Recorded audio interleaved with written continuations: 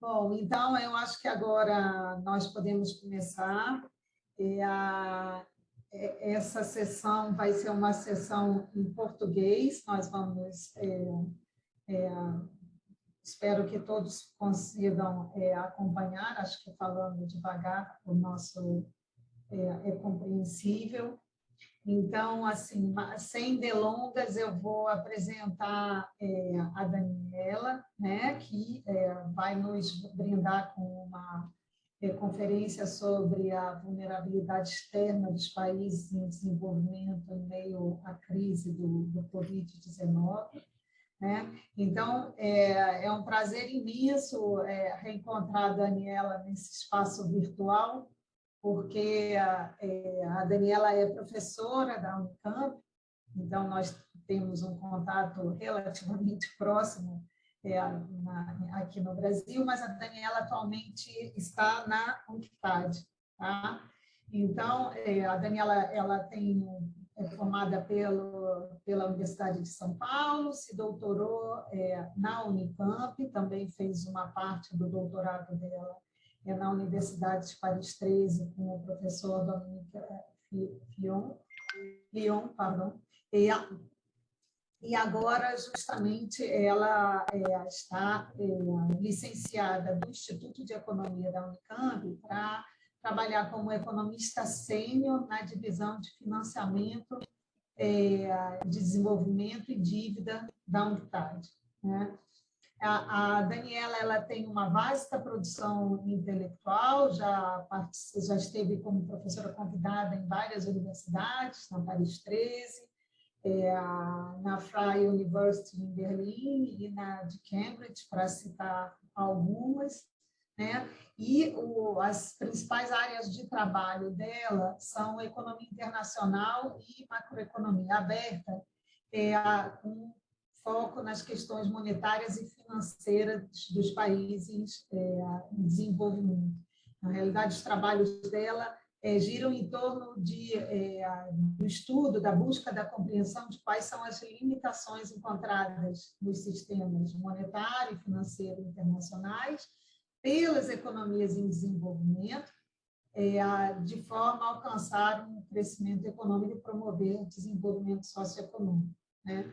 Essas são questões que são fundamentais para todos os países, em particular para os países latino-americanos, né? Dado que essas limitações são recorrentes, faz parte da história latino-americana, as restrições externas, mas também para outros países e que, nesse momento de crise econômica, acoplada com a crise sanitária, também esse tema veio à tona e tem sido fruto de muitas discussões a fim de tentar aliviar as restrições econômicas dos países em desenvolvimento, não só da América Latina, mas África e a Ásia. Então, Daniela, eu te passo a palavra e você tem aquele tempo que a gente falou, uns 50 minutos. Se você quiser, eu posso te fazer um sinalzinho quando estiverem faltando uns 5 minutos para você conseguir, se isso for te ajudar. Tá. Não, então, gostaria de agradecer o convite, né, do Santos, Julimar, de estar aqui presente nessa RISE, né, 2021.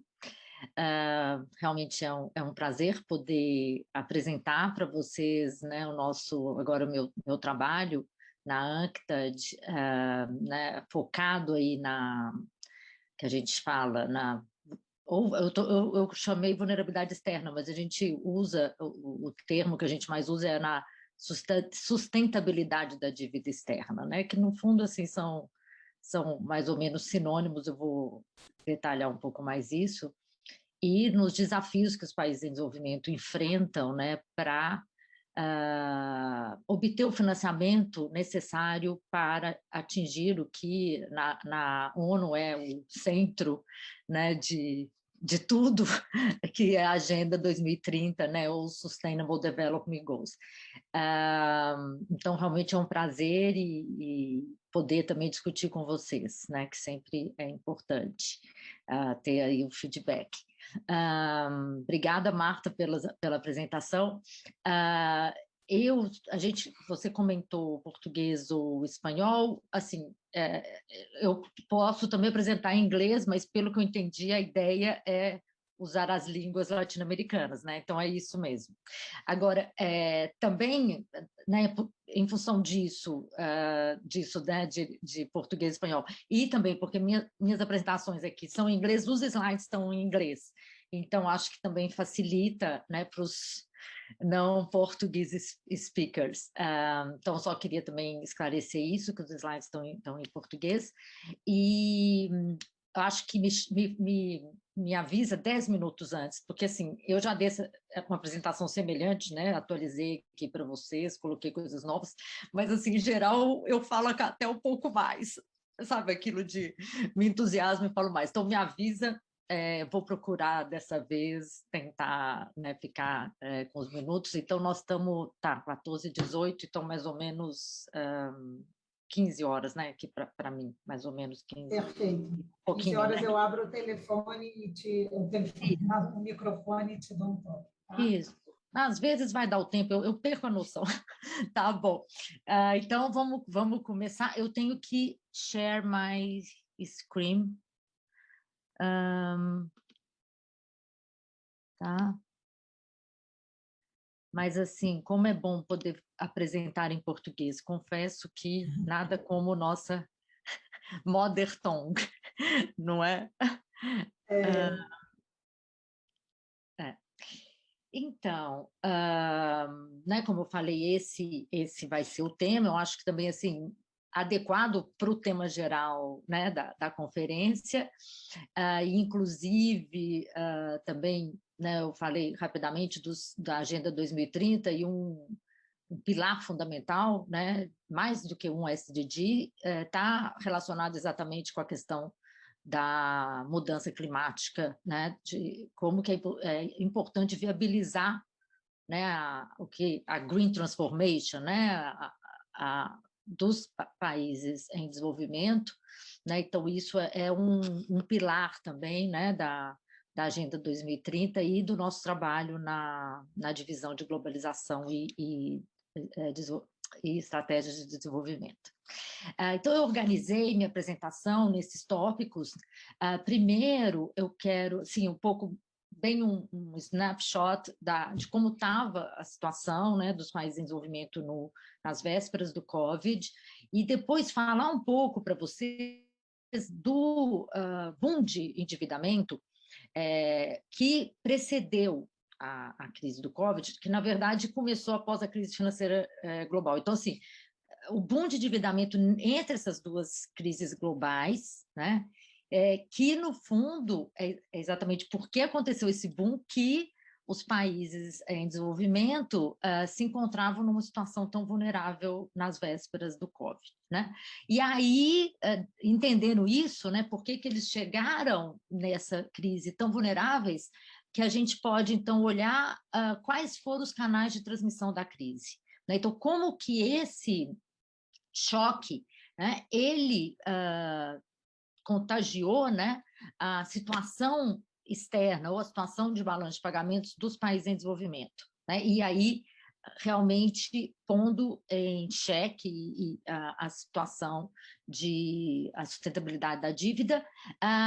Falar um pouco também, depois desse choque inicial, desse contágio de canais muito negativos, o que aconteceu depois, né? Muito dos canais se reverteram, né? Ou seja, desenvolvimentos negativos se tornaram positivos, mas isso não quer dizer que a situação está resolvida, né? Os países em desenvolvimento continuam enfrentando muitos desafios, né, para superar, para recuperar da crise e outro termo que está nas discussões da ONU, Building Back Better, né? Você recupera, mas de uma forma melhor para atingir a Agenda 2030. E brevemente, a questão das iniciativas internacionais que foram adotadas e que, ao nosso ver, são insuficientes e um pouco também o que a gente acha que pode ser adotado. Então, um pouco assim, um sumário, né, que eu fiz, e então vamos agora nos detalhes. Né? Então, quando o COVID, né, choque, né, o choque do COVID atingiu os países em desenvolvimento, eu acho que todo mundo aqui deve lembrar, foi março de 2012, né, eu lembro muito bem, porque eu cheguei aqui na ANCTA de janeiro, e aí já em meados de fevereiro já tinha, né, era claro a situação da pandemia, mas ainda não tinha virado uma crise global, né? Ou seja, como que você acabou sendo um choque, né? Vindo de uma pandemia, né? Que se tornou um choque financeiro para os países em desenvolvimento, né? Como que essa crise pandêmica, né? Claramente a noção clara que era uma pandemia leva a uma aversão aos riscos, né? Muito alta dos investidores globais e, com isso, né, ou seja, deteriora as condições financeiras internacionais, e aí é um dos canais que eu vou falar. Né? Mas, então, quando acontece esse choque, e depois tem os outros canais, né, os países já estão numa situação muito vulnerável, né? E quando a gente fala, então, de sustentabilidade da dívida externa, e a gente pode falar de sustentabilidade externa também de forma geral, né? É exatamente o quê? É um pouco o outro lado da moeda da vulnerabilidade. Então, se você tem uma situação de dívida sustentável, sua vulnerabilidade está baixa, né? E a sustentabilidade é o quê? É a capacidade de pagar os seus compromissos, né? Quando a gente fala sustentabilidade da dívida, uso de dívida externa, de forma mais geral, sustentabilidade externa mais geral, os países poderem pagarem todos os seus compromissos externos, né, o serviço desse serviço, no médio e longo prazo. Então, é o quê? A solvência externa. Então, quando eu estou falando de sustentabilidade, eu estou falando de solvência. Né? E uma outra dimensão importante que também apareceu no COVID é a liquidez externa, né? Que aí é uma questão de curto prazo. Como os países têm acesso, qual é o acesso que eles têm à liquidez em moeda estrangeira para fazer face aos compromissos externos no curto prazo. Né? Então, quando a gente analisa a vulnerabilidade dos países em desenvolvimento, a gente tem que olhar essas duas dimensões, a dimensão da liquidez, que é a dimensão de curto prazo, e a dimensão de solvência, que é de longo prazo, que é a sustentabilidade da dívida externa. Tá? Então, quando vem isso, a gente fez um cálculo, uma estimativa, né, de quanto que seriam, né, os pagamentos dos compromissos externos que os países em desenvolvimento, aqui todos os países em desenvolvimento, teriam nos próximos anos, 2021 e 2020, né, ano passado, desculpe, 2021. Então, a gente vê aqui, né, que, no total, 3,5 trilhões de dólares, né, em função desse acúmulo de dívida ao longo do boom após a crise financeira global. Então, aqui a gente divide, aqui é só também já importante colocar, né, high income countries, né, os países de alta renda, que são, a maioria desses países se tornaram os países emergentes, as economias de mercado emergente, né, e eu tenho também, então, a gente tem um grande número de low income e middle income countries, né, os países de média e baixa renda, né, e aí a gente fazendo esse cálculo, mesmo que os países de baixa e média renda né, eles tinham um compromissos menores, né, eles são os mais vulneráveis. Né? Então, assim, ou seja, eles têm compromissos menores, mas a capacidade deles de acessar a recursos em moeda estrangeira no curto e longo prazo é menor. Né? Essa situação, né, de alta vulnerabilidade e de pressão na sustentabilidade, ou seja, até insustentabilidade, que é o que a maioria dos países, muitos países, né, estavam e estão hoje, está relacionado com esse boom após a crise financeira global, que fez parte, né, de um boom de fluxo de capitais para os países em desenvolvimento, né? Essa é uma discussão muito difundida, né, de como esses países são sujeitos a esses ciclos de boom e bust, né, de alta e baixa desses fluxos de capitais, e uma, né, dimensão importante, né, na verdade, um componente importante desses fluxos são os fluxos de dívida. Né?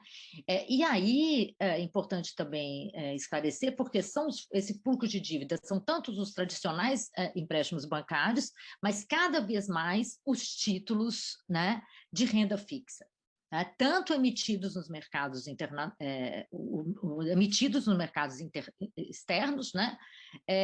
Que é o que está incluído aqui na dívida externa. Né? Então, mas além desses passivos realmente externos, ou seja, que estão fora dos países, né? Eu vou comentar isso. Tem também o que acontece, uma crescente importância dos fluxos de portfólio para os mercados de dívida doméstica.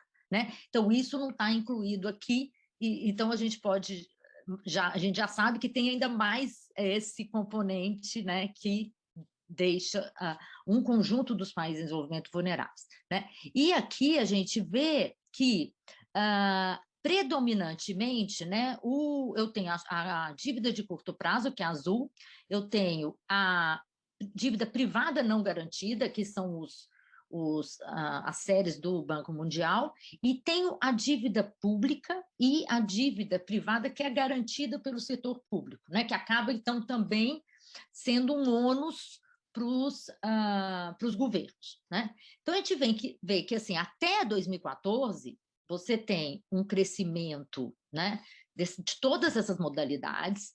Depois, realmente, a dívida de curto prazo, ela tem uma caída e depois volta a subir, mas tem claramente, aí vocês veem, um gap, né, que abre, e nesse sentido favorável, porque aí a dívida privada e pública garantida, né, eu vou chamar agora PPG e PNG, para facilitar, elas acabam, né, crescendo mais e se tornando mais a sua participação maior. E, o lado positivo disso é que realmente reduz, né, a participação do curto prazo.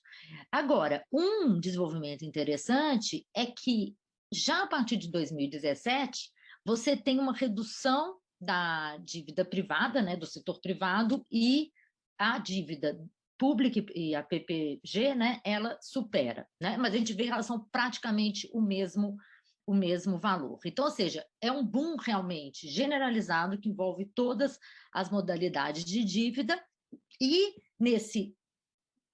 nos anos exatamente antes do Covid, como os governos aumentam aí, né, o seu endividamento. Outra questão importante também é chamar a atenção que a China está incluída aí. Né? Então, você tem uma participação também da China nesse movimento, né? Mas também de empresas estatais que entram, várias delas, em dívida privada. Então, assim, o total dessas três modalidades atinge 10,6 trilhões em dezembro de 2019. Mas isso são valores nominais, né? Em dólar. Para a gente, não sei por que às vezes acontece isso. Por que não está... Espera aí. Ah, tá, já sei. Não estava passando para frente. Então, mas esses são valores nominais. Então, para a gente realmente avaliar qual que é, né, a sustentabilidade da dívida externa, a gente precisa... qual que é a questão fundamental? Olha, eu tenho essa dívida, como numa empresa, uma família, né? Eu tenho essa dívida, mas qual é a minha receita para pagar essa dívida? No caso dos países em desenvolvimento, que não emitem moedas internacionais, ou seja, moedas que são aceitas, né, no mercado internacional, é o que a gente, né, analisa, né, tanto a minha pesquisa como de vários colegas da Unicamp, a questão da hierarquia de moedas, né, como sistema monetário e financeiro internacional, ele é hierarquizado, então eu tenho um conjunto, né? Eu tenho o dólar como moeda-chave, que é a moeda-chave, desempenha essa função, né, de moeda-chave internacional. Os países desenvolvidos ou centrais que têm moedas que são também aceitas, mas em menor medida que o dólar, e as moedas dos países em desenvolvimento, né, nos termos cepalinos, da periferia, que suas moedas não são aceitas, né? Então, qual é a forma desses países? Como esses países podem pagar sua dívida externa? Obtendo receitas em moeda estrangeira. Qual é o principal recurso em moeda estrangeira que esses países podem né, obter? Como eles podem obter? Principalmente via exportações. Então, o indicador clássico, né, embora não seja muitas vezes o mais utilizado, mas é o indicador realmente relevante que a gente usa, né, e a tradição heterodoxa, é dívida sobre exportações. Então, porque é exatamente essa receita moeda estrangeira que vai permitir o pagamento da dívida externa. Outro indicador que é muito utilizado no mainstream, no FMI, Banco Mundial, é a dívida externa sobre PIB, que eu também coloquei aqui para vocês verem, aqui todos os nossos cálculos na UNCTAD, que realmente não tem relevância. Por que não tem relevância? Porque não é com o PIB que os países pagam, né, dívida em moeda estrangeira, e aqui eu não tenho tempo, mas a gente pode até demonstrar matematicamente como esse indicador leva, inclusive, a análises totalmente distorcidas, né, da situação de sustentabilidade externa. E se a gente olha aqui, é muito diferente a trajetória, né? Então, fica claramente no indicador aqui na linha azul, né, que é sobre exportações, como que essa relação vai aumentando e o aumento está indicando a deterioração da sustentabilidade. Já sobre o PIB, eu não tenho grandes variações, né? Então, acho assim, isso muito importante esclarecer, ainda mais que eu sei que tem vários estudantes, pesquisadores aqui que podem, né, estar trabalhando esse tema, e eu acho que esse é um ponto realmente muito importante. A outra dimensão que eu falei para vocês é a de liquidez. E aí, o indicador tradicional é as reservas em relação à dívida de curto prazo. Porque aí, qual é o recurso em moeda estrangeira que os países em desenvolvimento têm no curto prazo? O primeiro que eles podem usar são as reservas internacionais. Qual é o compromisso de curto prazo, né? O principal para vários países, mas assim, é o que sempre foi utilizado e realmente é o mais fácil de obter em termos de dado, é a dívida de curto prazo, né? Então, esse indicador, que é um indicador de liquidez externa, ele melhora, né, ao longo desse boom. Você tem realmente um aumento, né, na verdade, porque, desculpa, aqui é a dívida de curto prazo sobre reservas.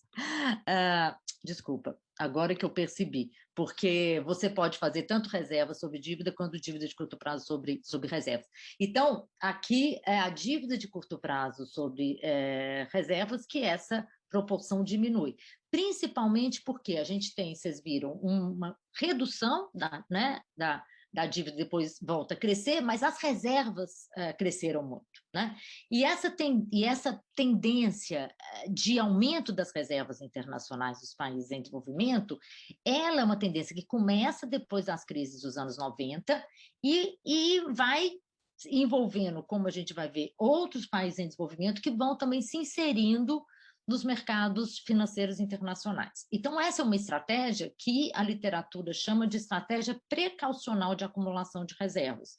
Exatamente porque fica claro para esses países, né, que eles são mais vulneráveis, né? Fica claro no boom de fluxo de capitais dos anos 90, as crises que geram nos países emergentes, então eles acumulam reservas para ter um colchão de segurança para fazer frente a choques externos, né? Então, por isso que esse indicador, ele melhora. Agora, além das reservas, atualmente há, né, o que, né, se cunhou o Global Financial Safety Net, né, a gente poderia traduzir, então, a rede de segurança, né, financeira global, que é um tema que está crescentemente ganhando espaço, que é o quê? São os outros canais, né, que podem prover moeda estrangeira no curto prazo, né, ou seja, liquidez para os países em desenvolvimento.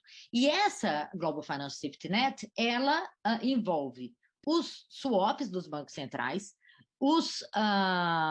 né, que é um componente muito importante, os acordos financeiros e monetários regionais, né? Então, ou seja, são pools de reservas regionais, então que os países então se ajudam mutuamente, né? E o FMI, né? Então você tem também uma atuação importante dessa Global Financial Safety Net na crise. Esse é uma dimensão que eu não vou detalhar, porque eu estou me focando na questão da solvência, tá? Mas gostaria de deixar aqui uma sugestão, uma também, para quem se interessa. A ANCTAD está, na verdade, elaborou já, está disponível com a Boston University e a Freie University de Berlim, um tracker da Global Financial Safety Net. Vocês podem encontrar no site da Boston University com os dados detalhados da Global Financial Safety Net atualmente, né? Eu quero destacar uma característica muito importante desse boom pós-crise, né? Que é um tema que eu estou realmente me aprofundando nele e que eu estou muito preocupada. Eu gostaria de compartilhar com vocês, porque não acho que é um tema que ainda não está tendo o destaque que deveria estar tendo na academia, né? Que a gente está aqui numa conferência acadêmica, que é o quê? Nesse ciclo pós-crise financeira global, há um aumento do número de países em desenvolvimento que se insere na chamada globalização financeira, né? Então, o que é se inserir nessa globalização? É você tanto passar a acessar o mercado internacional de capitais, né, mediante a emissão desses títulos em moeda estrangeira, como abrir seus mercados financeiros para os fluxos de portfólio estrangeiros, né? Aí, tanto para ações como para esses títulos de renda fixa. Isso é uma característica, né, dos mercados emergentes desde os anos 90, né? E aí os países latino-americanos, né, os principais, né, Chile, principais assim, os maiores, né?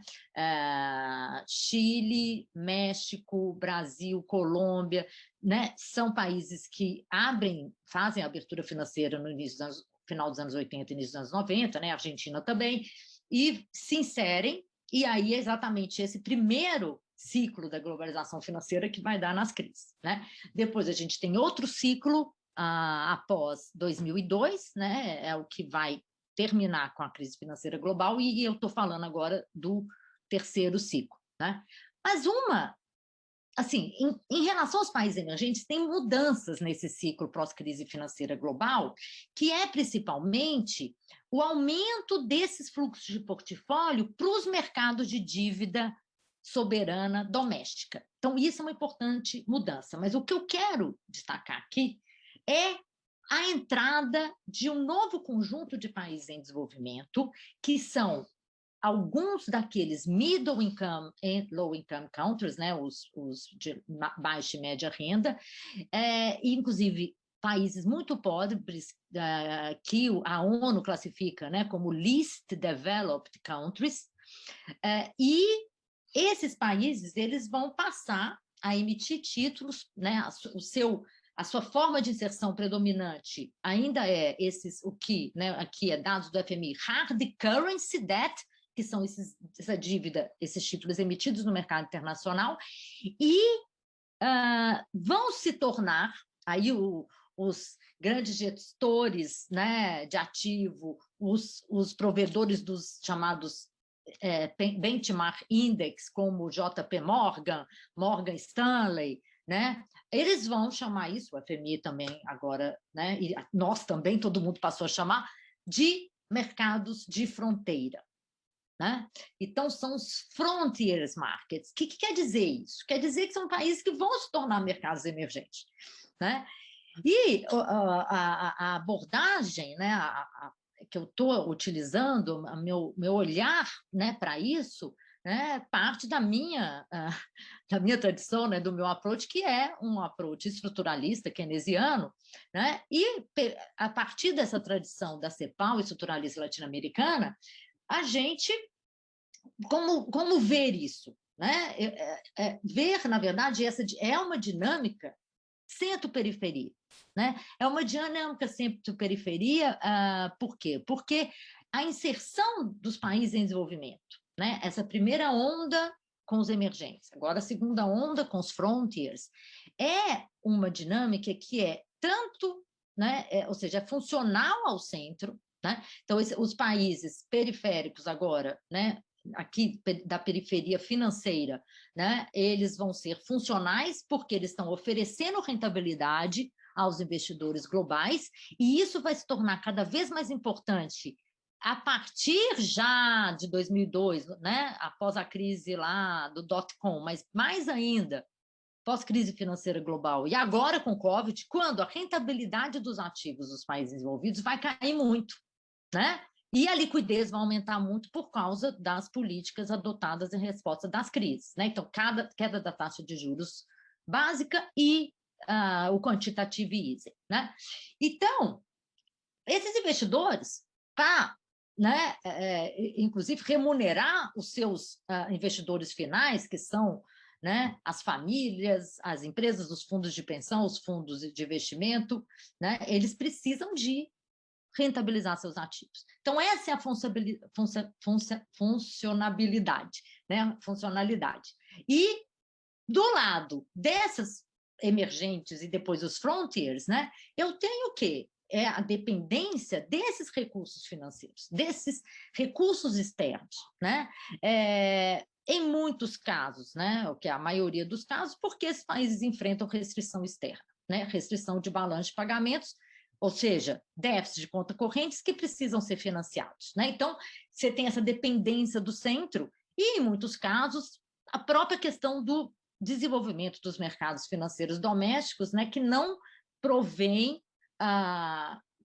financiamento no prazo, no custo adequado, né? Então, eu também tenho o que o campo chama assimetria financeira, né? Agora, então, a minha preocupação nisso é o quê? Que eu tenho um conjunto de países em desenvolvimento, pobres, vulneráveis, que estão agora nas mãos, né, dessa dinâmica especulativa volátil dos fluxos de capitais privados, né?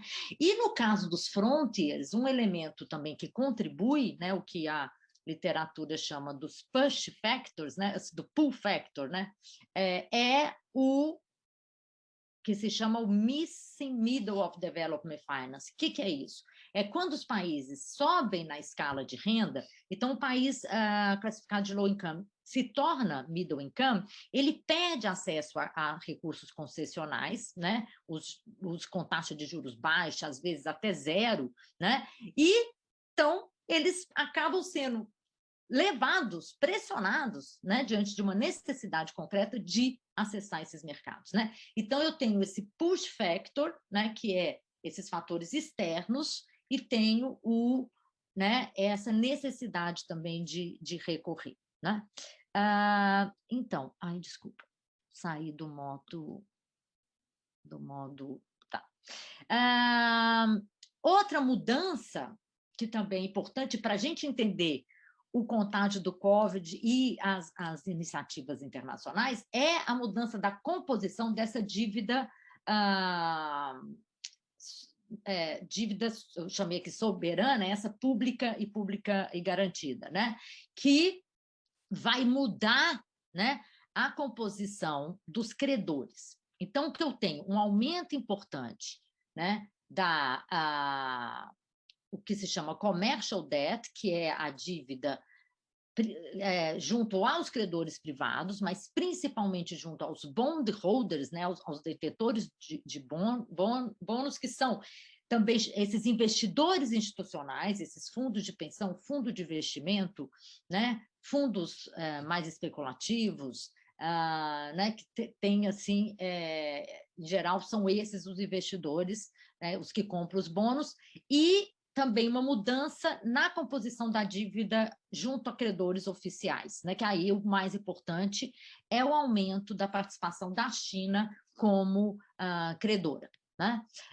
Mas, quando a gente olha esses grupos, né, de países em desenvolvimento, tem diferenças muito importantes, né? E eu gostaria de chamar atenção para algumas delas, que também para a gente entender o que a gente chama a insuficiência das iniciativas internacionais. Então, primeiro, claro, aqui os RICs, né, que são esses emergentes, predomina a dívida privada com títulos, que é o laranja. Claramente, né, quase 70%, e porque são exatamente, a maioria aqui são os emergentes que são os mais integrados. Né? No caso dos MICs, né, em 2020, que é o dado mais atualizado, eu já tenho a predominância, se eu somo os bondholders, os commercial banks, os bancos comerciais, né, e os outros credores privados, eu já tenho, né, mais de 60% na mão desses países, desses credores privados. E aqui por quê? Né? Exatamente por causa desse grupo de economias de fronteira. Né?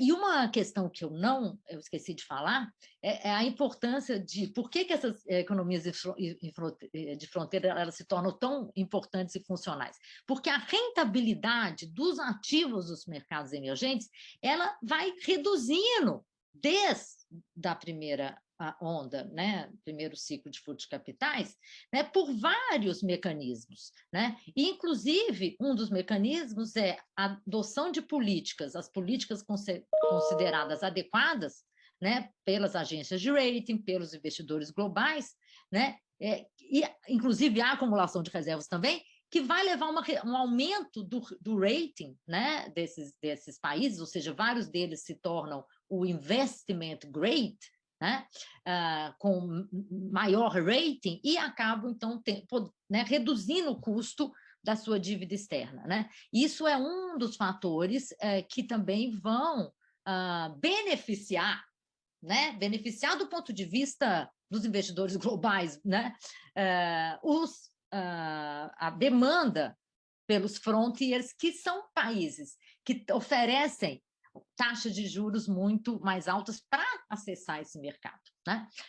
Só para clarificar isso que eu tinha esquecido.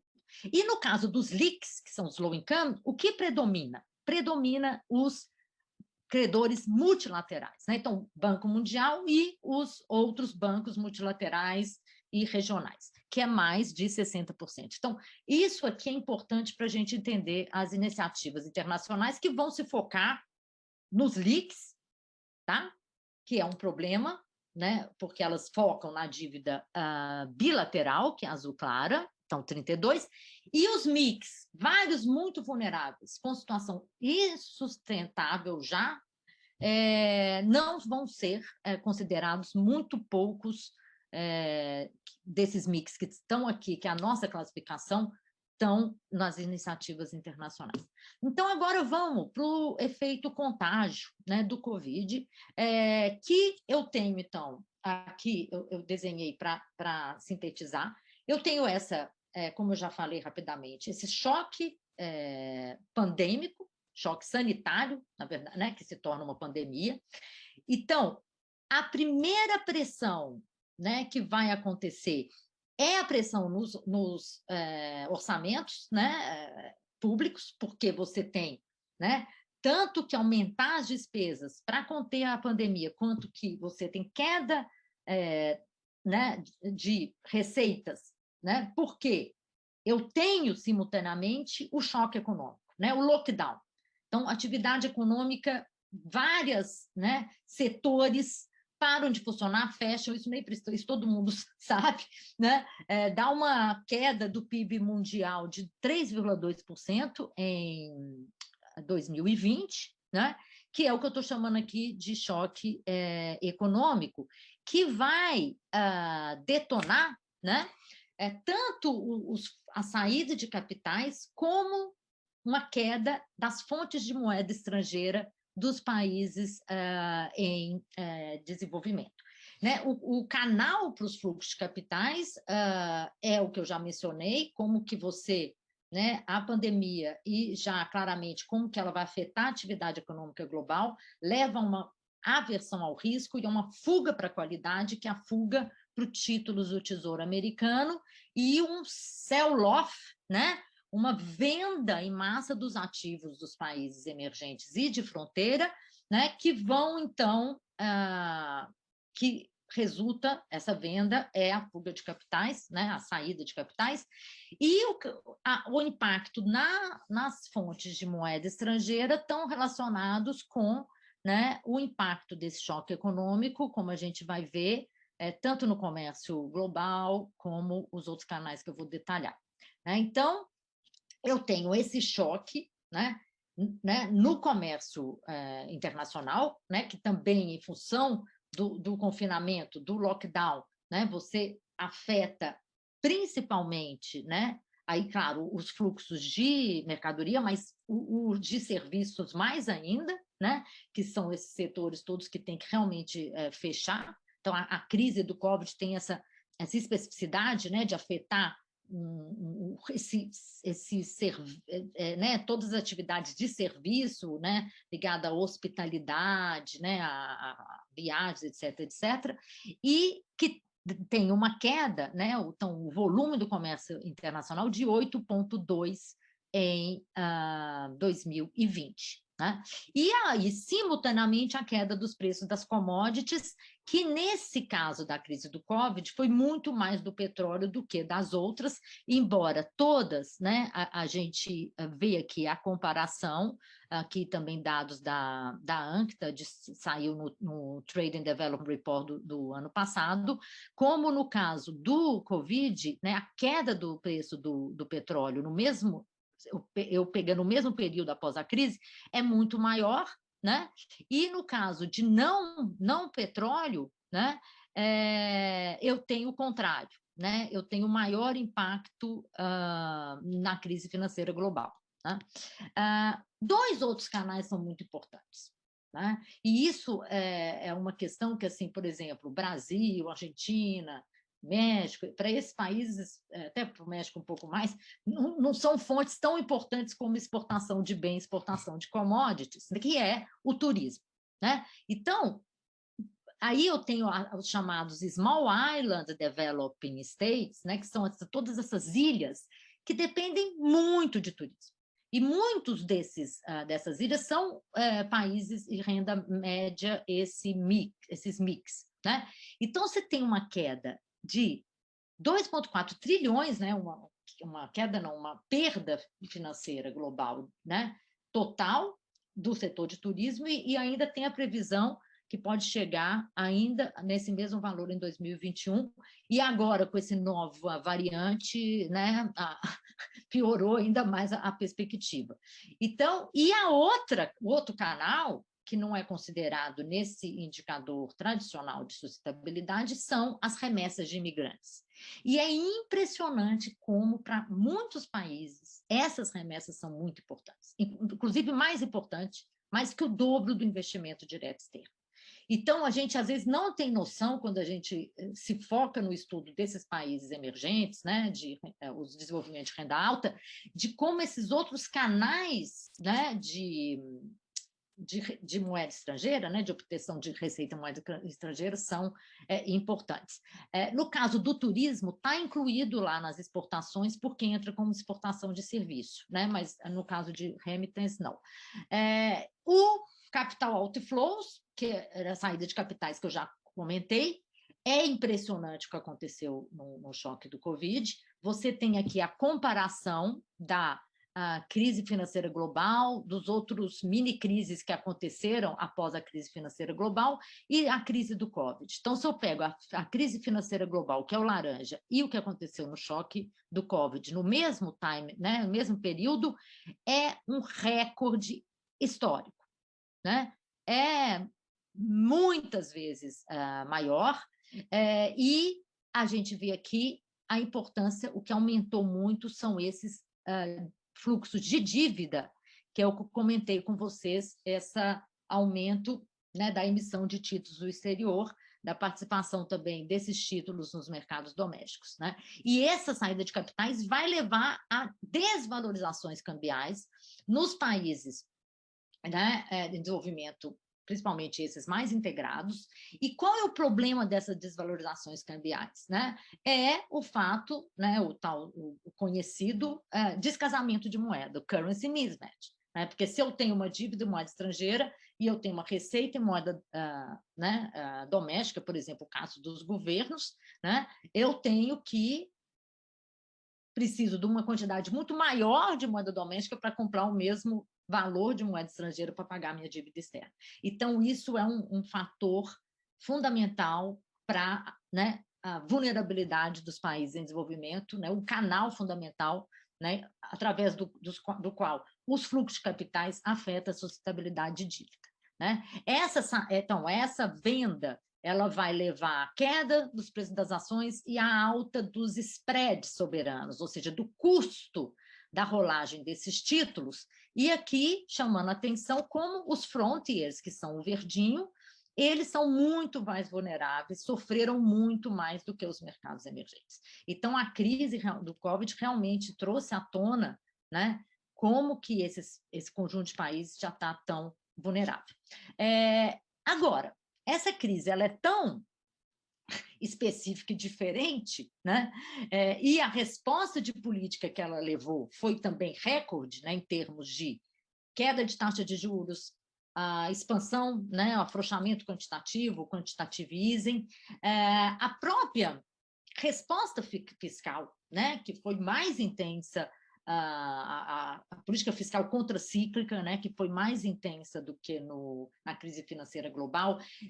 Dessa vez, inclusive, países emergentes também adotaram políticas de afrouxamento quantitativo, reduziram muito a taxa de juros. Então, você tem, né, a recuperação da economia global já começa em meados de 2020, né? Em função dessa né, imensa, radical, massiva resposta anticíclica. Então, com isso, você tem já esses canais, alguns desses canais, eles começam a atuar de forma contrária, ou seja, favoravelmente, né? Mas, claro, que vão afetar também de forma heterogênea os países em desenvolvimento, dependendo de como é a inserção produtiva e financeira desses países, né? Então, assim... Daniela, Oi, 10 Daniela, minutos. desculpa. Isso. Tá, ótimo, obrigada. Então, assim, um canal fundamental que foi muito rápido que se reverteu foi os preços das commodities, né? Então, assim, os preços das commodities em todas as categorias começaram já a se recuperar em meados de 2020. Claro que, principalmente, pela recuperação da economia global, pelo aumento da demanda, num contexto, né, de dificuldade de expandir a oferta. Isso é um problema, né, dos preços das commodities, exatamente, que você não tem uma resposta tão rápida da oferta, e você tem também a questão, teve choques climáticos que afetaram colheitas, no caso da agricultura, etc. Né? No caso de metais, tem uma questão importante que está sendo discutida, é que alguns metais associados com a transição climática, eles realmente devem sustentar por mais tempo essa alta, né? Então, níquel, né? Vários que são usados em baterias elétricas. Então, você tem essa dimensão, mas para os outros metais, os tradicionais, demanda também, né? Agora, ao mesmo tempo que essa alta aliviou, claro, as restrições externas dos países exportadores de commodities, o que ela está resultando? E no Brasil, nos países latino-americanos, a gente está vendo isso. Para os países importadores de commodities, aí eles que estão sofrendo agora, né? E vários países estão já enfrentando problema de segurança alimentícia, realmente a falta chamando atenção para isso, pelo alto preço dos alimentos, e a inflação está aumentando. Isso está aumentando no mundo todo, mas o problema maior de inflação é nos países em desenvolvimento. Então, os bancos centrais, né, dos países emergentes e alguns frontiers já estão elevando a taxa de juros, então já está vetando a recuperação econômica, então você pode já abortar essa recuperação econômica que está sendo, a recuperação global já está sendo uneven, né? Está sendo já desigual com os países envolvidos na frente. Então, isso é uma preocupação. Os fluxos de capitais também voltaram muito rápido, né? Muito rápido em função dessa questão da busca por rentabilidade, o searching for yield, nesse contexto de excesso de liquidez histórica, baixa rentabilidade no centro, né? Mas a volatilidade está muito alta. Então, você está tendo, né, aumento num trimestre, reduz no outro, muita volatilidade, né, com predominância desses títulos em moeda estrangeira, né, desses que é o chamado hard currency flows, que torna os países muito vulneráveis a essa desvalorização cambial. Né?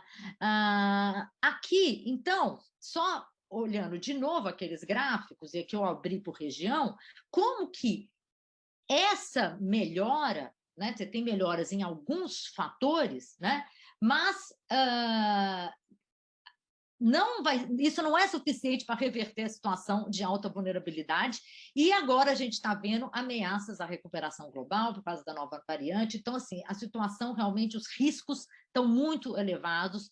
O próprio FMI ressalta isso no World Economic Outlook de outubro, né? O FMI já falava lá o risco de novas variantes, o risco dessa recuperação ser ameaçada. E aí, quando a gente abre para regiões, a gente vê como a América Latina, que é o azul clarinho, é a região que está com a situação mais deteriorada, ou seja, é que está com maior vulnerabilidade externa do ponto de vista da dívida, né? Então, que tem uma relação dívida externa por exportação mais alta, né? E depois da América Latina, a África subsaariana está muito vulnerável. Então, no Trade and Development Report desse ano, capítulo 1, a gente analisa com mais detalhe essa situação também para a América Latina e Caribe. E a composição da dívida mostra como que a dívida pública e pública garantia que aumenta mais. Então, aqui está claramente vendo, por quê? É exatamente parte dessa iniciativa multilateral de prover liquidez, né, recursos para os países em desenvolvimento, enquanto os credores privados, eles, né, desaceleram, claro, recuam. Né? Se a gente olha pelos grupos de países, né, por renda, os mais vulneráveis são que estão com pior situação. E eu chamei a atenção para vocês para essas ilhas, esses Small Island Developing States, que é a categoria da ONU, que tem uma deterioração absurda em função desse colapso do turismo, mas eu vejo também exatamente os low income e os least developed countries que também estão em situação mais vulnerável, e com isso vários, segundo o FMI, já estão em debt distress, ou seja, já estão com crise. Né? Então, agora só tem mais 2 slides, acho que eu vou conseguir. As iniciativas internacionais. Então, a gente realmente, na nossa avaliação, foram realmente tímidas. Né? Eu tenho o Debt Service Suspension Initiative, né? A iniciativa de suspensão do serviço da dívida do G20, que envolve só a dívida bilateral. Né? Então, aqui, é só os países que estão incluídos, essa figura, no DSSI, que são os 73, na verdade, os elegíveis, os que poderiam participar, são 73 que são low-income countries elegíveis à International Development Assistance do Banco Mundial, que é a linha, né, de crédito concessional do Banco Mundial. Então, 73 eram elegíveis, mas só 46 participaram, e os que não participaram em função de receio de ser downgraded, né, de ter redução do rating pelas credit rating, agências de classificação de risco de crédito, e também por serem excluídos dos mercados financeiros internacionais, o que mostra que, na verdade, são frontiers, que tem até low income frontier, que não participaram. Então, só 46 participaram, que tiveram um alívio, né, uma suspensão de serviço de dívida de 10,3 bilhões. E esse serviço vai agora ter que ser pago a partir do ano que vem. Então, isso é o que a gente chama um debt relief, um alívio temporário e totalmente insuficiente. Por quê? Esses países vão ter que ter de receita moeda estrangeira para pagar essa dívida, a dívida que já teria que pagar, mais essa que acumulou, né? E mais de metade desse alívio vem da China, né? Então, a China, ela se tornou um importante credor, mas ela também está contribuindo, né, para os países respirarem, né? Agora, a segunda iniciativa do G20 é o Common Framework for Debt Relief, além do DSSI, que tem um menu, tá, de passos para os países pedirem, então, realmente cancelamento de dívida e reestruturação. E, nesse caso, o que eles pedem? Os países que têm que conseguir, junto aos credores privados, as mesmas condições que os credores oficiais dão. Mas vocês imaginam se low-income countries têm condição de negociar e peitar credores, os bondholders, que são, né, tem esses poderosos credores privados. E até agora só 3 países africanos que entraram: Chad, Zâmbia e Etiópia. Então, ou seja, até agora um avanço muito lento, totalmente, né, insuficiente. O FMI teve 3 importantes iniciativas. Cancelou uma parte da dívida dos países mais pobres, mais 600 milhões, né, que não é muito.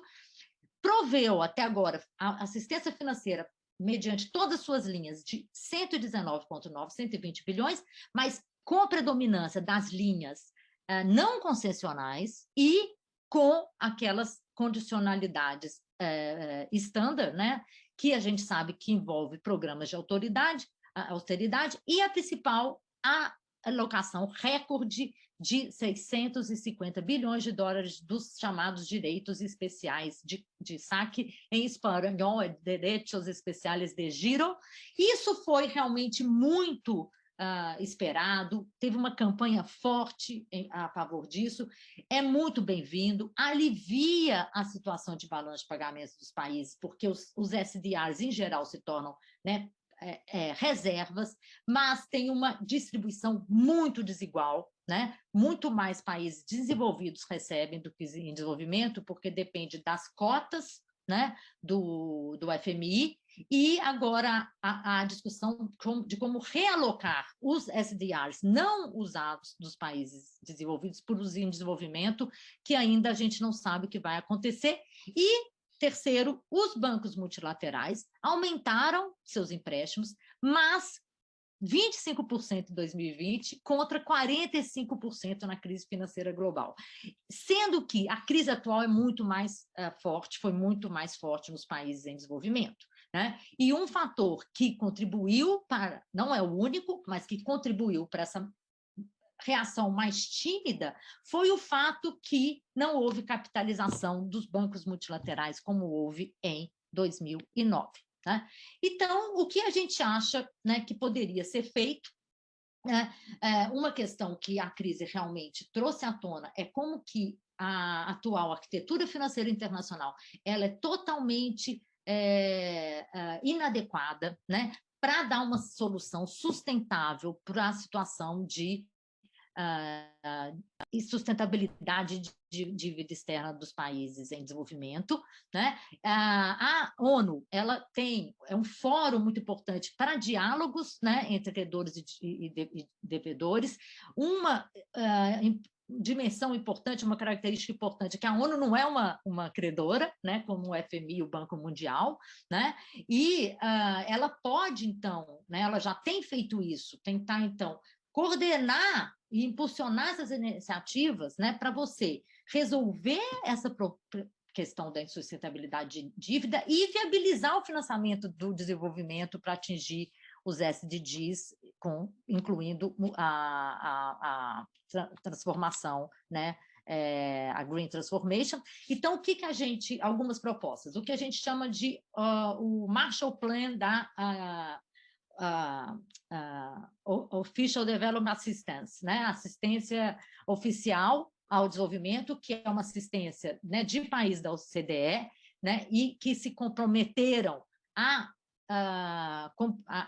né, os commitments são de 0,7% da renda nacional por ano, e ano passado eles comprometeram, né, conjuntamente 0,3%, então a nossa proposta é simplesmente deles comprometeram o que eles se prometeram, que aí é realmente o recurso mais barato, inclusive grants, né, ou seja, nem é dívida, e que é fundamental para esses países mais pobres, a revisão desse sistema de cota, dessa regra do FMI, que só com essa revisão você pode também garantir uma distribuição mais equânime e justa dos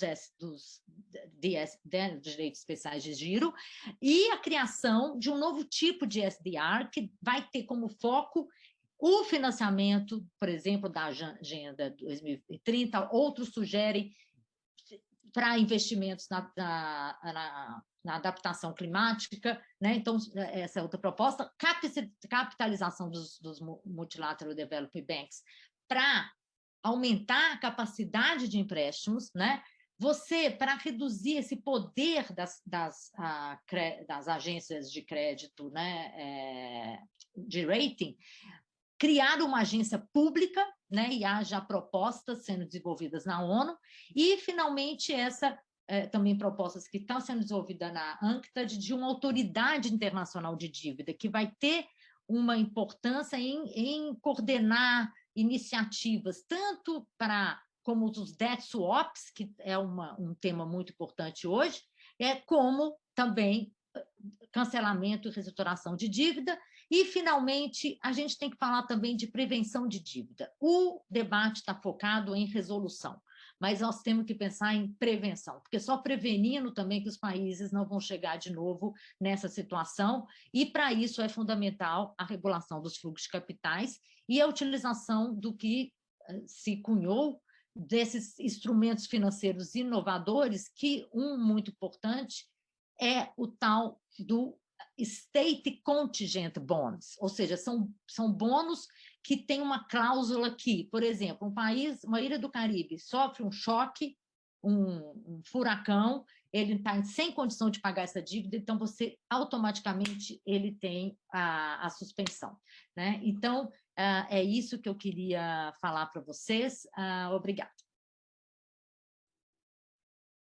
Ela, super obrigado, foi uma apresentação muito completa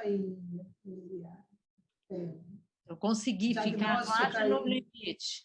Deixa eu parar. Sim, conseguiste. Ficou ótimo. Nossa, que então, bom. Antes... Eu tenho que parar de só descobrir como eu paro de compartilhar isso. Ah, tá. Pronto. Então, bom... Vou fazer 2 comentários rápidos e depois já temos uma pergunta. A primeira coisa é que é sobre um grupo de países específico, né? Porque você falou da diferença de acesso a determinados fundos pelos países de renda média e pelos países de renda mais baixa, os menos desenvolvidos, né? E aí, falando sobre a fragilidade desses que ascenderam ao grupo de renda média, né? E aí me faz pensar que é mais uma dimensão do que seria uma armadilha da renda média, que, na realidade, a gente estuda muito pelo lado produtivo, você está nos colocando que ela aparece também pelo lado financeiro, né? E a segunda coisa, que talvez, se você tiver tempo de reagir, depois eu prefiro que passar as perguntas do público, mas te deixo aí como provocação. Em que medida, você inclusive falou agora no final sobre agências públicas e outros organismos que pudessem ajudar na regulação dos capitais e dívidas internacionalmente, eu queria te perguntar sobre o papel do Banco dos BRICS, né, que já teve importância no passado, no pós-crise financeira, né? Agora a gente está numa situação bastante diferente, porque as correlações de forças dentro dos BRICS está bem alterada. e aí eles têm algo a dizer, aí eles são modelo para algo, eles podem fazer alguma coisa, então eu te deixo essa pergunta, mas, ao mesmo tempo, já faço uma outra pergunta, tá, Dani? Que foi o Jorge Gibert que perguntou, ele escreveu em inglês no chat. What about the regulations determinants of debt crisis? What do you think about those factors related with perverse incentives embedded into the organizational culture of Wall Street, né? Então, ele está perguntando dos determinantes regulatórios e a última parte tem um pouco a ver com essa sua finalização, né? Falando dos incentivos perversos associados a esse mundo financeirizado. Né? Então, não sei se eu te passo a palavra e fico no aguardo, se tiver mais alguma coisa, eu repasso. Tá? Ótimo. Então, deixa eu responder primeiro o Jorge, né? E depois eu te respondo seus muito relevantes comentários. Então, Jorge, eu acho que sim, esse ponto é fundamental.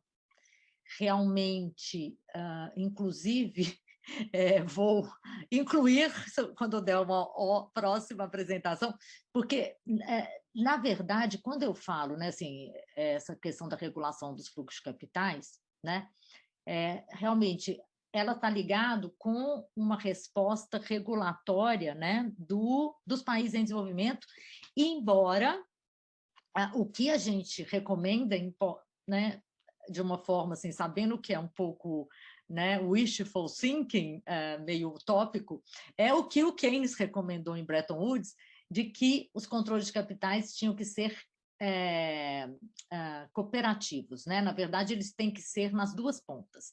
Então, ou seja, tanto os países em desenvolvimento têm que adotar os controles, quanto os países desenvolvidos, né, a origem dos fluxos, né, tem também que contribuir para isso, porque é muito fácil, como o dinheiro é fungível, né, é muito fácil você burlar esses controles.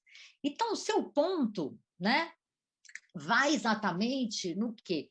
A regulação, né, desses investidores globais, né? O que está, na verdade, é o que está por detrás, né, que é um tema realmente que eu não abordei, o que está por detrás desse sistema financeiro internacional desregulado, né? É exatamente a regulação nos países centrais, né? Então, assim, o que aconteceu depois da crise financeira global foi que você teve um momento, né? Você teve assim vamos adotar a reforma. Tá claro que esse sistema é financiarizado, né? Ele é totalmente perverso, etc. E o que aconteceu? O que aconteceu foi muito pouco, né? A gente teve a Dodd-Frank nos Estados Unidos, que acabou por lobby de Wall Street. Acho que é isso que você está falando também de muitas coisas, não sei, né? Estou imaginando. Também é como você acaba bloqueando mudanças da Dodd-Frank, né? Que acabaram não sendo feitas. No âmbito do BIS de Basileia, bancos, né? Então você tem o tal do shadow bank, né? Esse sistema financeiro na sombra que envolve vários desses investidores, né, institucionais, dependendo da classificação, até vários classificam todos eles como shadow bank, estão fora de regulação, embora você tenha a agência lá de regulação de securities, mas que não tem realmente enforcement. Então, assim, isso é vamos dizer assim, uma failure, né, uma falha, um problema estrutural, né? E os países em desenvolvimento, eles têm muito pouco poder, né, para influenciar isso. Então, assim, eu acho que é outro canal que a ONU pode, né, atuar mais, né? Assim, e como os países em desenvolvimento poderem aumentar seu poder de barganha nesse sentido, porque eles que são as maiores vítimas, né, desse sistema desregulado, né? Então, eu concordo totalmente com você. Agora, a questão é uma questão de relações de força, né? É uma questão de economia política, né? Que é fundamental. Então, Marta, essa questão do middle income trap, você sabe que eu também, quando eu comecei a estudar esses frontiers, quando eu vim para cá, E se você vê, eu não sei se você já... Eu não estou vendo, a gente não vê praticamente essa discussão na academia. Inclusive, colegas meus, que você conhece vários, como eu, que eu comento, nunca ouvi falar em fronteira, etc. Na verdade, o FMI já inclui eles no Global Financial Stability Report. Né? Por que inclui? Porque ele já tem uma relevância. Né? E quando eu comecei a estudar, eu lembrei desse ponto, por isso que eu adorei você tocar, porque você sabe que né, como você falou, minha área é mais monetária e financeira, a sua, né, e de outros queridos colegas seus, Célio, Fernando, outros, né, na Unicamp, é a produtiva. Mas as duas dimensões são tão relacionadas, né? E esse caso do middle income, um exemplo é Sri Lanka. Então, Sri Lanka, ela sobe, é um país ainda vulnerável, tá numa situação muito complicada, e ela perde acesso. Então, aí você vê, o país tem que financiar o déficit conta corrente. Como que ele vai fazer? Eu não tenho mais acesso ao recurso concessional. Está lá um monte de investidor, porque esses investidores também nossa, olha, vocês não querem vir, vocês não querem emitir seus títulos? Porque aí há essa dimensão da oferta. Claro, eles querem rentabilidade. Então, o país, muitas vezes, ele não tem opção mesmo. Né? Então, é realmente muito complicado e isso se reflete nas iniciativas internacionais. Porque o que o Banco Mundial, o G20, o FMI, na verdade, o Banco Mundial também estão emprestando para outros países, mas assim, o G20, né? Os low income. Então, tem um pouco o acordo do Banco Mundial e do FMI, porque eles estão associados, inclusive, com os programas que estão sendo associados. É o FMI, o Banco Mundial, que tem que dar ok, tem que pedir ajuda para o FMI. Então, assim, né, quando a gente fala G20, mas tem o ok das instituições e os middle income fora. Né? Então, tem hoje, assim, as discussões estão muito focadas de que fazer com esses middle income. Porque eles não têm algumas seguranças, vamos dizer, alguns colchões de segurança que os high income, os emergem não têm, e eles não têm os concessionais que os LIC têm. Então, exatamente, eles estão num trap, e para resolver isso, você tem que ter uma mudança da posição dos credores. Né? E vou aproveitar e falar uma coisa, porque eu acho que todos vocês, mas eu estou aqui essa semana revoltada e tem a ver com isso, é a postura dos países em desenvolvimento em relação ao Covid. Né? Porque, então, vem uma nova variante, mas por quê? Qual que é a taxa de vacinação na África? E aí vem para cá, bate na gente. Então, é uma questão de falácia da composição, né? Que é absurda. Ou seja, ninguém vê que também, se não ajudar os países em desenvolvimento a resolver o problema da dívida para poder fazer a transição climática, também vai ser um problema para eles. Então, assim, é realmente inacreditável o viés, assim, a postura totalmente absurda, sei lá, como a gente vai chamar isso. O Banco dos BRICS, então, eu não estou acompanhando assim detalhadamente, assim, eu sei essa reação mais geral dos bancos multilaterais e também mais da América Latina, porque, por coincidência, eu escrevi um artigo com um colega que hoje está no BID, né, o Marcos Chiliato, sobre a reação dos bancos multilaterais na América Latina. Né? Mas, assim, nesses dados não está o Banco dos BRICS, porque ele não é os três mais relevantes. Né? O que eu sei dos bancos dos BRICS, que é muito interessante, que eu acho que pode ser um exemplo importante para os outros bancos multilaterais, é que ele não tem como meta, meio assim, olha, não vou buscar o tal do AAA. Né? O AAA é a máxima nota dada para as agências de rating. E o que constrange, faz os bancos, um dos motivos dos bancos multilaterais não terem aumentado os empréstimos no Covid é o medo de perder essa AAA. Né? Por que o AAA é importante? Porque é onde eles obtêm funding nos mercados internacionais de capitais emitindo títulos. Né? Então, também a gente tem que lembrar que olha, esses bancos multilaterais só querem saber do que as agências de rating pensam. Então, assim, não é tão simples assim. A crítica né, tem que ser mais cuidadosa, porque eles precisam de conseguir recursos baratos para poder emprestar barato, né? Mas há uma política financeira muito conservadora por parte desses bancos. E tem o Christian... como que ele chama? Sumiu o nome dele. Humphrey, o Chris Humphrey.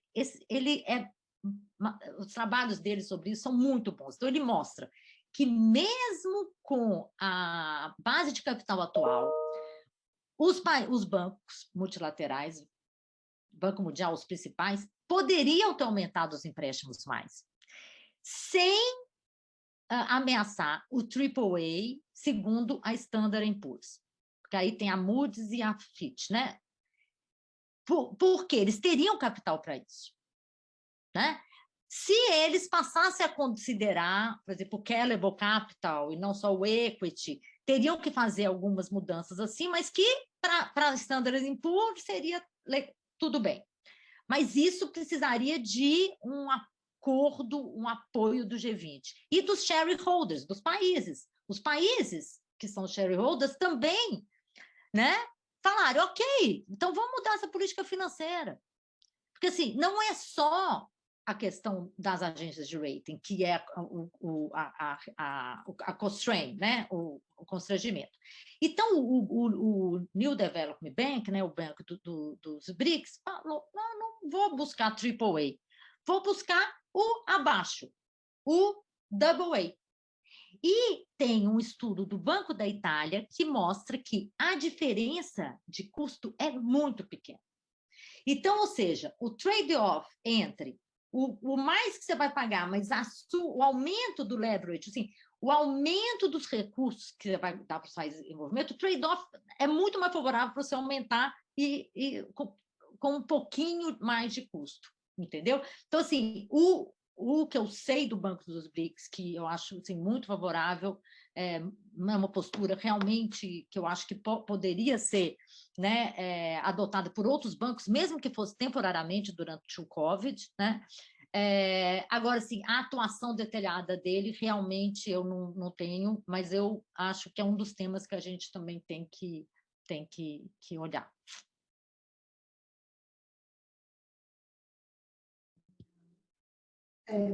A gente tem mais uma pergunta, Daniela, eu acho que a gente podia ainda conversar aqui, mas tem uma pergunta que está aqui no chat, que é de uma professora lá do IE, a Maria Isabel Busato, que te felicita pela apresentação. E ela pede para você falar um pouco sobre a restrição externa brasileira, tá? Vou ler que fica mais fácil, né? Então, ela pede que você fale um pouco sobre a restrição externa brasileira. Ela diz, porque, de um lado, acumulamos um montante expressivo de reservas nos anos 2000, por outro, tivemos uma mudança estrutural em direção a um aumento da vulnerabilidade estrutural por conta dos aumentos dos coeficientes de importação, por exemplo.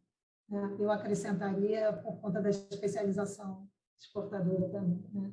Além disso, a participação estrangeira nos títulos da dívida pública brasileira interna é muito baixa, menos de 10%.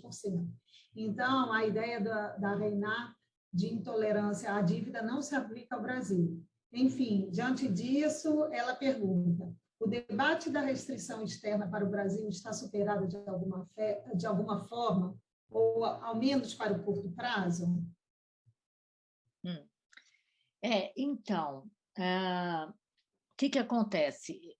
Primeiro, desde que eu vim para cá, não estou acompanhando muito de perto o que está acontecendo com o Brasil, que é assim, uma das minhas áreas que eu, assim, na verdade, desde que eu estava no mestrado, eu estudo o setor externo brasileiro, né, vulnerabilidade externa, mas chegando aqui, realmente, assim, a nossa preocupação é os países que estão realmente, né, com situação mais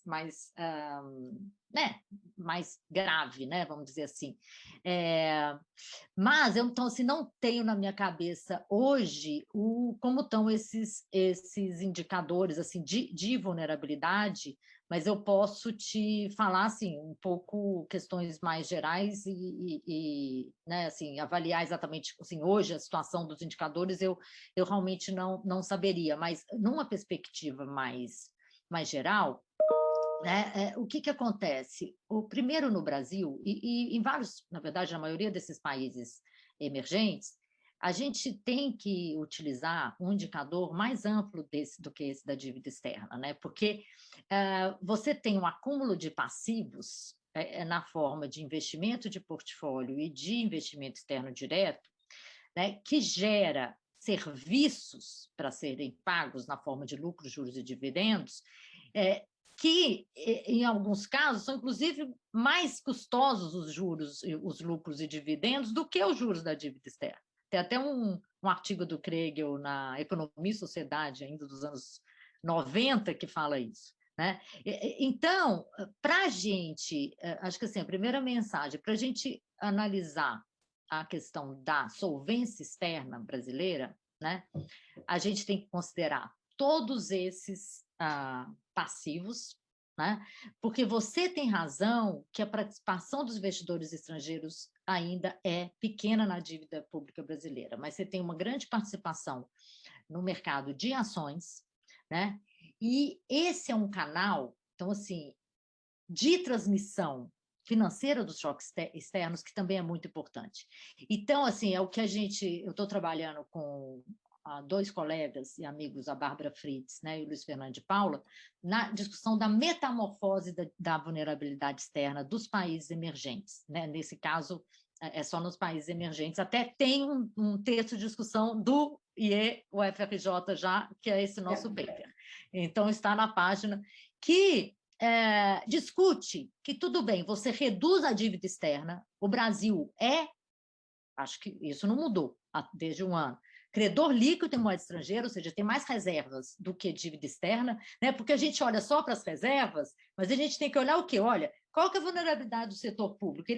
Na verdade, você tem mais reservas do que dívida externa, mas o setor privado ainda cresceu a dívida externa do setor privado. Então, você tem, assim, por esse lado, reduz o impacto do original sim, né, do chamado, o impacto desse fato de só poder endividar em moeda estrangeira, né, via acúmulo de reserva, mas o setor privado ainda é muito endividado, aumentou das corporações não financeiras, né, o endividamento externo, então você tem esse canal ainda via descasamento de moeda, né? Por outro lado, com o aumento da participação desses investidores nos mercados domésticos, é o que a gente detalha nesse artigo, o BIS que cunhou esse termo, Original Sin Redux, ou seja, revertido, né? Como a gente traduziu, eu e o Luiz escrevemos um texto em português sobre isso, acho que foi para o...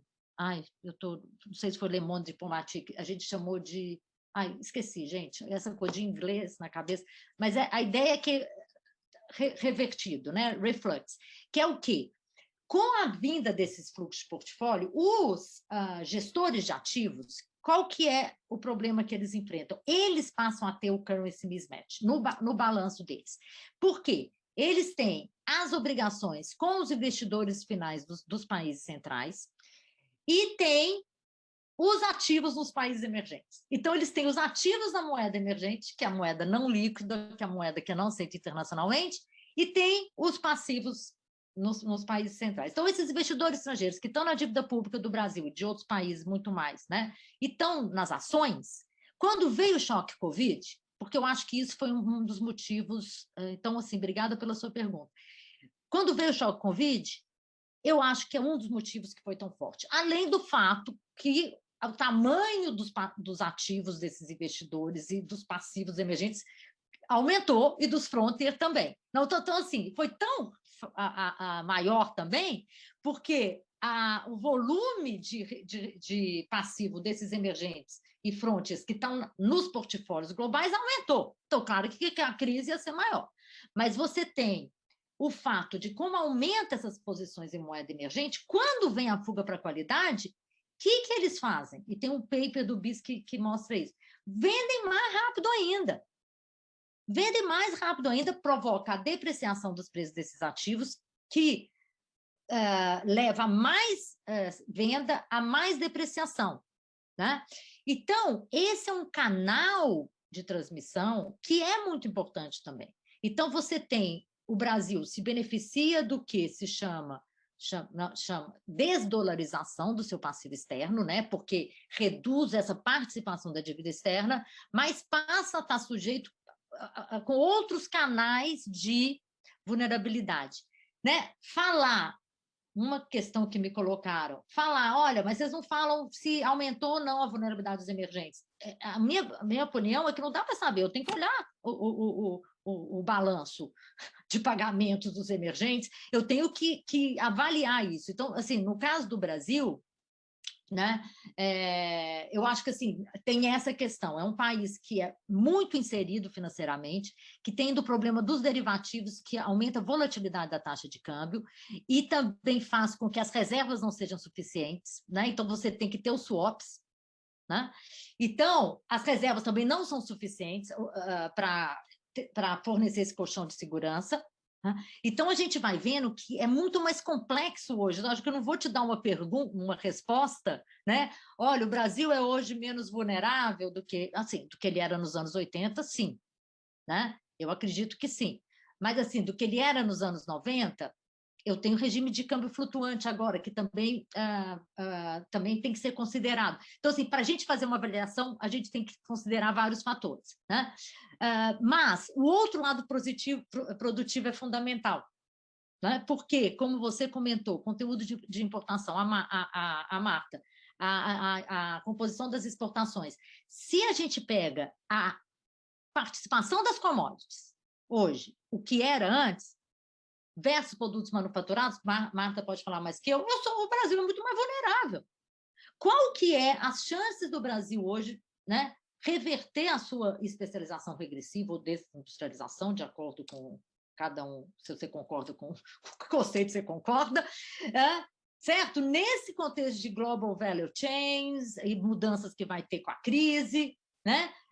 Claro, tem a questão, se Deus quiser, a gente vai se livrar, como a Marta falou para mim ontem, né, desse inferno que a gente está, e ter um governo que possa fazer política industrial tecnológica, mas tem a dimensão produtiva. Então, assim, se você não resolve, se você tem essa dimensão financeira da abertura muito alta, né, ainda dessa vulnerabilidade a esses fluxos voláteis, e você ainda não tem, né, uma economia capaz de gerar recursos em moeda estrangeira de forma estável, né, de forma não volátil, dependente de ciclos de commodities, etc.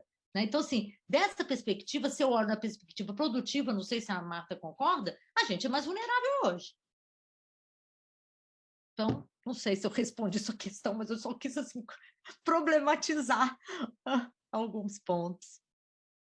Daniela, eu acho que a gente tem um problema de longo prazo, né? E talvez a gente podia talvez pensar, tentar as duas vulnerabilidades, né? Pensar isso para tentar chegar a um balanço. Acho que do ponto de vista produtivo, sim, totalmente, essa especialização ela é regressiva, ela já seria per se uma coisa ruim em uma organização do comércio e da produção mundiais da forma antiga, da forma atual, com as cadeias globais de valores, suas limitações e armadilhas respectivas para a evolução ao longo dessas cadeias. Eu acho que a gente não está em bom... a gente está acumulando vulnerabilidades, como a crise atual acumula crises, né? A financeira, a sanitária e, no nosso caso, a política, que também não é só nossa, né? Gente, eu vou ter que parar aqui. Desculpa. Já estamos 10 minutos já a mais. Isso, e eu tenho a gente tem outras sessões, e eu particularmente, eu estou em outra. Eu acho que até a Isabel queria te fazer outras questões, eu deixo vocês se comunicarem depois. Eu queria te agradecer muito essa sua apresentação. Foi um tema sempre gostoso e preocupante de discutir, até porque você tem essa visão para além das finanças, o que muito, muito bom. E, assim, com essa visão ampliada para o grupo de países em desenvolvimento, né? Então, eu queria te agradecer muito, agradecer a todos aqueles que assistiram, as perguntas, aquelas que não puderam ser feitas por conta de limitações de microfone, mas tenho fé que a gente vai ter outras oportunidades para se falar, inclusive presencialmente, seja na SASE no ano que vem em Amsterdã, seja, Daniela, em 2023, se tudo der certo. Nossa, esse ano que vem, então me mantenham informada, gostaria de ir. Tá bom. Legal.